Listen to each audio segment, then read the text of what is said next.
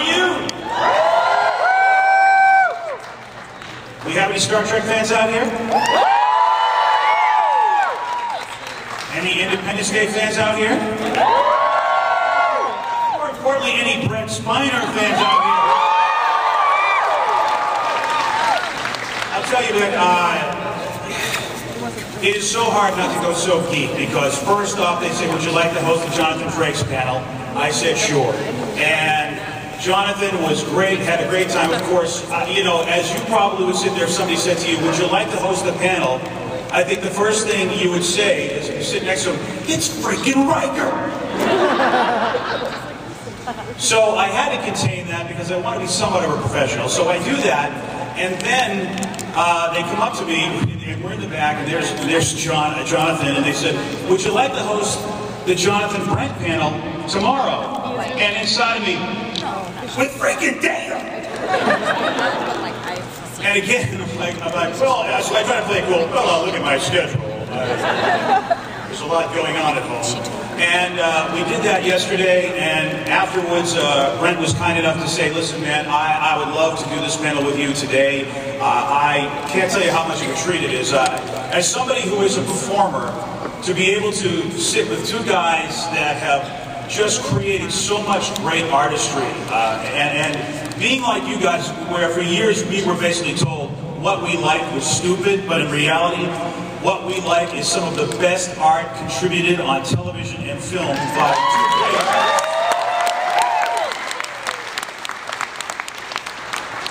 And I want to bring one of those great artists up here right now. You know everything that he has done, and he is just a warm, kind, and amazingly talented man. Please, Brent Spiner.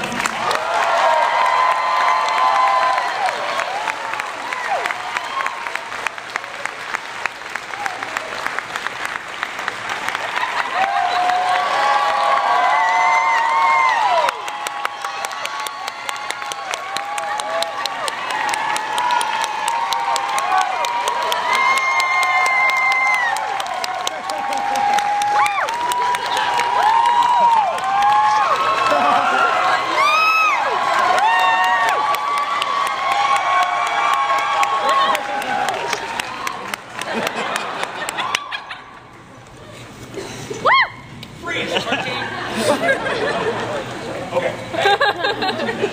Here? Yes. Here? Right here.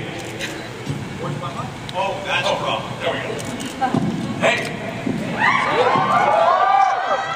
Can you hear me? Yeah! Huh? Yeah! Okay, alright. You know, in fact, what I said was, I would love it if you don't do this panel with me. I've got to get a miracle here. Alright, I got to get that done. In yesterday's panel, we had a lot of fun, and Brent, I said to myself, and this is important, because I said, I'm going to start this off with a really heavy scientific analysis of why Data went on the quest that he went on. Let me repeat that. Wait, what would you want to do? Is that a question? That is a preamble. Yes, in the form of a question. In the form of a question. Which is what again? Which is, and here's what, and I think the big question is, you know, Data was such a character that we knew right off the bat went on a quest basically for humanity. Humanity. Now, for all the Star Trek fans and science fiction fans out there, we know that androids at some point come to the conclusion that humanity is not a good idea, and even in the third season of the original series, Mutt's androids were like, you know, we like you people, we're going to take care of you, but you can't run things anymore. And it goes to the other extreme where in the Matrix they said, your batteries, that's about it. So how is it that Data says, yeah, I know all that, but I still think it's good to be human anyway? And I wonder, you know, did that ever come up, the process of what would make Data, who has the desire but still no emotion, where did that come from that he still wanted to be part of this existence that every other android thought, we are just losers? I know there's a question in there somewhere. Why did Data do that? Why did Data do that when every other android said, who wants to be this? Well, because, BJ, it was very clearly written in the script that way.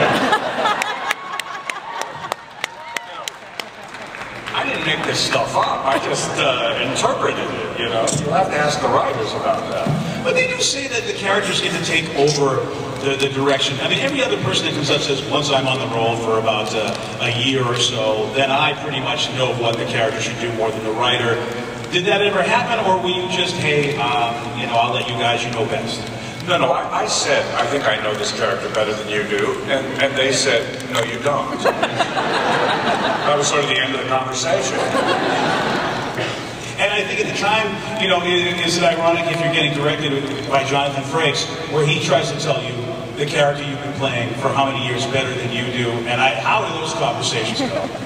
You know what, Jonathan never did that, honestly. He just said, you know, action.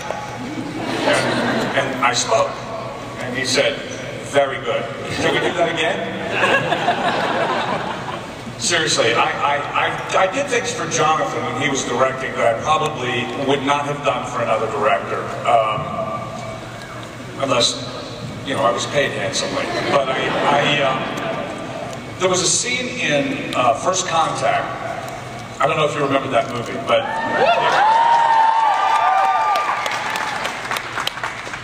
But I don't. And, no, but this moment was where it was early in the film, and Picard, you remember him, and Data. Picard and Data were in a missile silo or something, and we were standing on a platform, and Alfred Woodard started shooting at us, and I said, I'll handle this, Captain. And I jumped off of and I floated through the air and landed on the ground, and she shot me a few times to no effect. Well, this thing is echoing, isn't it?